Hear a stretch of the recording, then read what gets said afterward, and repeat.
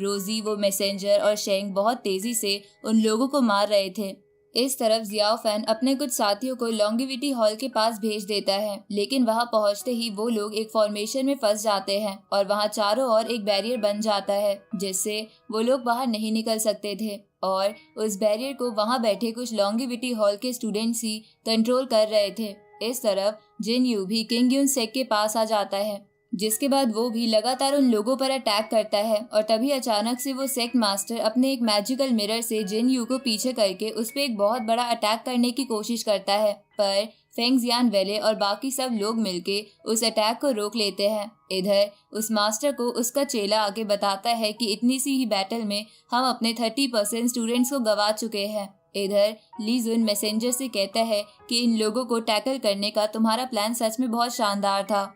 इस पे वो मैसेंजर बोलता है कि ये सब तुम लोगों की मदद के बिना नहीं हो सकता था। तभी वो मैसेंजर देखता है कि जिन यू अभी थोड़ा इंजर्ड है, इसलिए वो बाकी सबसे कहता है कि लॉन्गिविटी हॉल अब भी ताकतवर है, इसलिए हम सब मिलके ही इनका सामना करेंगे और कोई भी अकेला फाइट नहीं करेगा।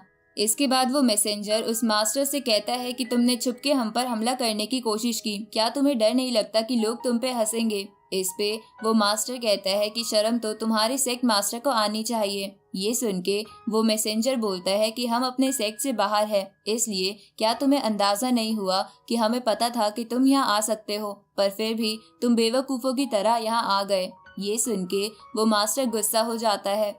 इस तरफ लॉन्गिविटी हॉल के पास खुद जियाओ फैन पहुंच जाता है, जिसके बाद वो अपनी प्योर एनर्जी से उस बैरियर का सारा ऑरा कंज्यूम कर लेता है। तो उस बैरियर के हटते ही जियाओ फैन के साथी वहां खड़े लॉन्गिविटी हॉल के लोगों पर हमला कर देते हैं। इधर वो हॉल मास्टर अपने लोगों को वहां से वापस जाने के लिए बोल देता है और खुद उन सबसे लड़ने का फैसला करता है। तो ये देखकर वो लोग एक साथ उस मास्टर की तरफ बढ़ते हैं। तो वो मास्टर अपने मिरर से एक बहुत बड़ी चट्टान अपने सामने बना लेता है, लेकिन तियानियन टेम्पल के लोग और वो मैसेंजर उस चट्टान को तबाह कर देते हैं। तभी रोजी भी उस सेक्ट मास्टर पर हमला करती है, लेकिन वो सेक्ट मास्टर उसके अटैक से बच जाता है।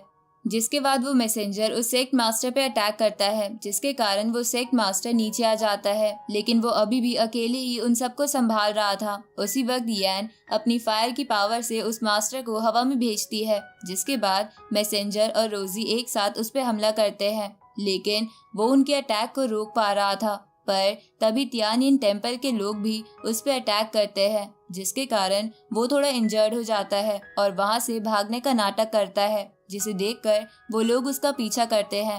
पर तभी अचानक से वो मास्टर अपने मिरर की मदद से उनके पीछे आके टेलीपोर्ट होते हुए एक एक कर उन सब पे अटैक करने लगता है, जिसके बाद वो एक बहुत बड़ी चट्टान से उस मैसेंजर को मारने की कोशिश करता है, पर तियानियन टेम्पल के लोग उसे बचा लेते हैं। तो ये देखकर वो मास्टर कई सारी स्वॉर्ड्स के क्लोन बना के उनकी तरफ भेजता है, जिन स्वॉर्ड्स का सामना रोजी और जिन्यू कर रहे थे। इधर वो मैसेंजर कहता है कि इसका मैजिकल मिरर बहुत ही खतरनाक है, पर इसने शुरुआत में ही इसका इस्तेमाल क्यों नहीं किया था। लगता है हम किसी फॉर्मेशन में आ गए हैं जहां ये इस मिरर का इस्तेमाल कर सकता है। तो शेंग उन सबसे कहता है कि तुम लोग मुझे प्रोटेक्ट करो और मैं इस सब का पता लगाता हूँ। तो ये सुन के वो लोग उस सेक्ट मास्टर को फाइट में बिजी रखने लगते हैं और शेंग उस फॉर्मेशन को ढूंढने लगता है, जहां ढूंढते हुए उसे पता चलता है कि वो सेक्ट मास्टर 5 एलिमेंटल की पावर से उन पे अटैक कर रहा है, जो पावर उसे एक एनर्जी सोर्स से मिल रही है। तो ये जान के वो सभी उस मिरर से बचते हुए अलग अलग डायरेक्शन से एक साथ उस मास्टर पे अटैक कर देते हैं, जिसके कारण वो मास्टर अब पूरी तरह गिर चुका था। लेकिन तभी वो फिर से अपने मिरर का इस्तेमाल करने की कोशिश करता है, लेकिन वो लोग उसे ऐसा करने ही नहीं देते। तभी रोजी अपनी बहुत ही खतरनाक स्वॉर्ड फॉर्मेशन बनाने लगती है और इधर बाकी लोग उस मास्टर को उलझा रहे थे। इधर रोजी उस फॉर्मेशन को कंप्लीट करते ही उस मास्टर पे अटैक करती है, जिसे दूर से जियाओ फैन भी देख रहा था। और इसी के साथ ये पार्ट यहीं खत्म होता है।